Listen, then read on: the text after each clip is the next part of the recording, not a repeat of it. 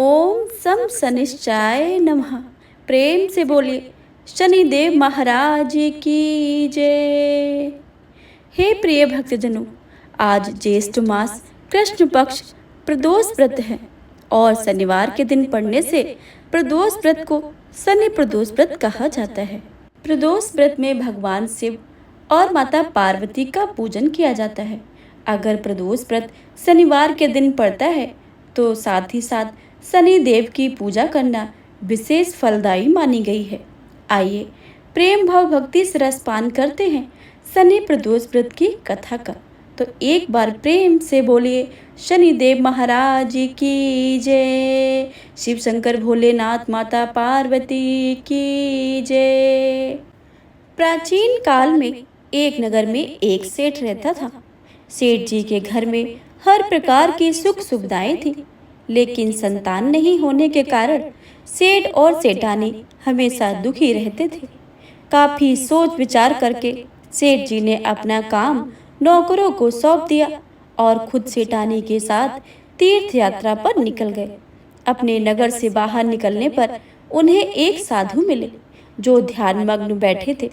सेठ जी ने सोचा क्यों न साधु से आशीर्वाद लेकर आगे की यात्रा की जाए। सेठ और सेठानी साधु के निकट बैठ गए। साधु ने जब आंखें खोली तो उन्हें ज्ञात हुआ कि सेठ और सेठानी काफी समय से आशीर्वाद की प्रतीक्षा में बैठे हैं।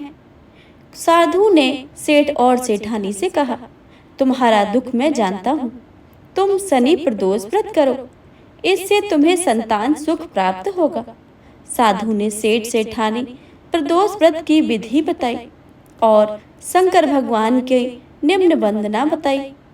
हे रुद्रदेव शिव नमस्कार, शिव शंकर जग गुरु नमस्कार, हे नीलकंठ सुर नमस्कार, शशि मौली चंद्रमुख नमस्कार, हे उमाकांत सुधि नमस्कार, उग्रत रूप मन नमस्कार, ईशान ईश प्रभु तुम्हें नमस्कार, विश्वेश्वर प्रभु शिव नमस्कार।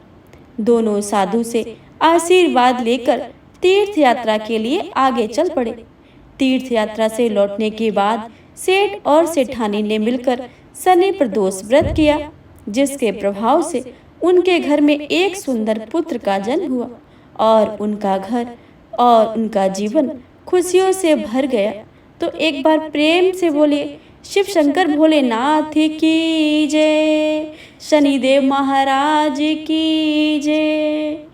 प्रदोष व्रत की दूसरी कथा के अनुसार अंबापुर गांव में एक ब्राह्मणी रहती थी।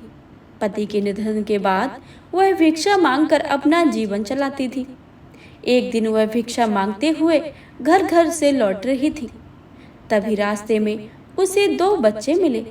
वे दोनों बहुत दुखी और अकेले थे। यह देख ब्राह्मणी को बहुत दुख हुआ और वह सोचने लगी कि आखिर ये बच्चे किसके होंगे। इसके बाद ब्राह्मणी ने उन दोनों बच्चों को अपने घर ले आई और उन्हें अपनी तरह प्यार से पालन पोषण करने लगी।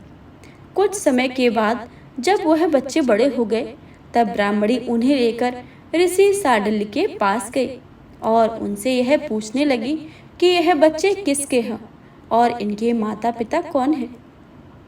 इस पर ऋषि साडल्य ने बताया कि यह दोनों बच्चे विदर्भ राज के राजकुमार हैं। गंधर्व नामक एक राजा ने उनके राज्य पर हमला किया था और उनका राजपाट छीन लिया था। अब वे राज्य से बाहर हो गए। यह सुनकर ब्राह्मणी ने ऋषि से पूछा, क्या कोई ऐसा उपाय है जिससे इन बच्चों को उनका खोया हुआ राजपाट वापस मिल सके। ऋषि साडल्य ने बताया, आप प्रदोष व्रत करें, इससे इन राजकुमार को उनकी किस्मत बदल सकती है। ब्राह्मणी ने और दोनों राजकुमार ने प्रदोष व्रत बड़ी श्रद्धा और भक्ति से करना शुरू कर दिया। उसके बाद जल्द ही राजकुमारों की मुलाकात अंशुमति नामक एक कन्या से हुई। दोनों राजी हो गए और शादी करने का फैसला किया। अंशुमति के पिता ने राजकुमारों की सहायता की और गंधर्व राजा से युद्ध में उनका साथ दिया। युद्ध में राजकुमारों की जीत मिली और उनका खोया हुआ राजपाट वापस मिल गया। इसके बाद राजकुमारों ने ब्राह्मणी को दरबार में एक खास स्थान दिया और उनकी गरीबी दूर कर दी। फिर वह खुशी खुशी अपना जीवन जीने लगे।